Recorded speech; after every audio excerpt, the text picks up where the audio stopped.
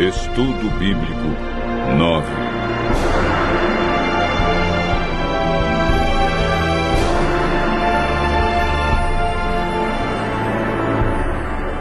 A verdade sobre a morte.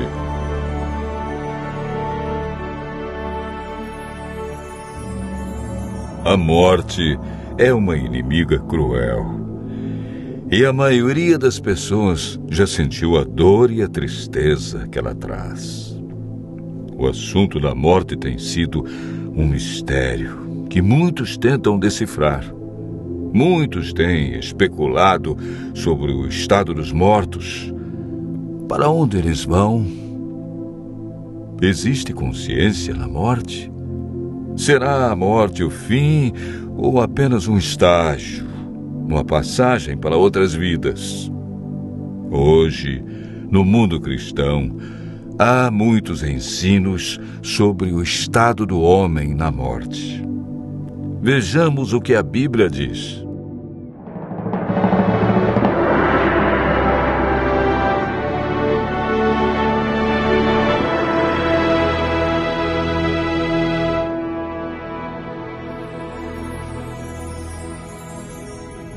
Antes de compreendermos o estado do homem na morte, precisamos entender a origem da vida.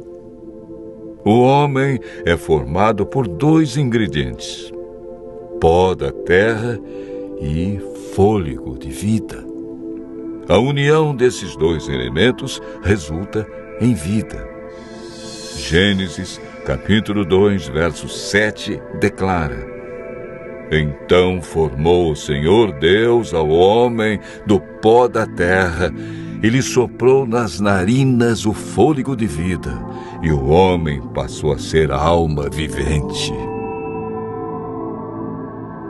É importante notar que o homem, ao ser criado, não recebeu uma alma, mas se tornou alma vivente. Isto significa que quando falta um desses dois elementos, pó ou fôlego, a alma morre. Ezequiel afirma claramente em seu livro no capítulo 18, verso 4. A alma que pecar, essa morrerá. O ensino da imortalidade da alma não tem fundamento bíblico. Paulo afirma em 1 Timóteo, capítulo 6, versos 15 e 16, que a imortalidade é um atributo exclusivo de Deus. A Bíblia é clara em afirmar em Gênesis capítulo 3, verso 4, que a teoria de vida após a morte é um dos enganos do inimigo de Deus. Essa ideia foi propagada ao longo dos séculos através de influências pagãs e introduzida no cristianismo durante a Idade Média. A Igreja absorveu o conceito grego de corpo e espírito como entidades separadas, contradizendo assim o que Deus disse: certamente morrerás.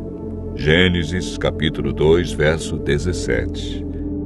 Gênesis 3, verso 19 declara: porque tu és pó e ao pó tornarás. Eclesiastes 12, verso 7 diz que por ocasião da morte, o pó volte à terra como era e o espírito volte para Deus que o deu. O espírito que ele deu na criação foi o fôlego de vida. A palavra espírito, que vem do hebraico ruach, ou nechamar, e do grego pneuma, é empregada centenas de vezes na Bíblia. Algumas vezes traduzida por fôlego e outras por espírito, podendo ser usadas alternadamente. Portanto, espírito na Bíblia nunca se refere a uma entidade consciente, desencarnada. Pelo contrário, Davi afirma: os mortos não louvam o Senhor, nem os que descem ao silêncio. Salmo 115, verso 17. O homem, ao ser criado, recebeu imortalidade condicional. Para mantê-la, deveria viver em obediência. Gênesis capítulo 2, versos 16 e 17. E o Senhor Deus lhe deu esta ordem: de toda a árvore do jardim comerás livremente, mas da árvore do conhecimento do bem e do mal não comerás, porque no dia em que dela comeres, certamente morrerás. Deus declarou claramente: morrerás. Foi Satanás, através da serpente, quem declarou: é certo que não morrereis.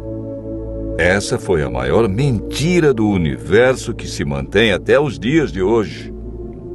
Adão e Eva conheciam apenas um mundo cheio de vida, e a morte era um mistério. Eva desobedeceu a Deus, comeu do fruto proibido e o deu a Adão. Como resultado, o que Deus disse se cumpriu. A morte, a dor e o sofrimento passaram a existir.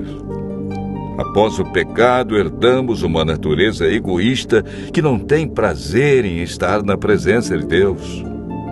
Lemos em Eclesiastes 9, versos 5 e 6. Os vivos sabem que hão de morrer, mas os mortos não sabem coisa nenhuma, nem tampouco terão eles recompensa, porque a sua memória jaz no esquecimento. Amor, ódio e inveja para eles já pereceram.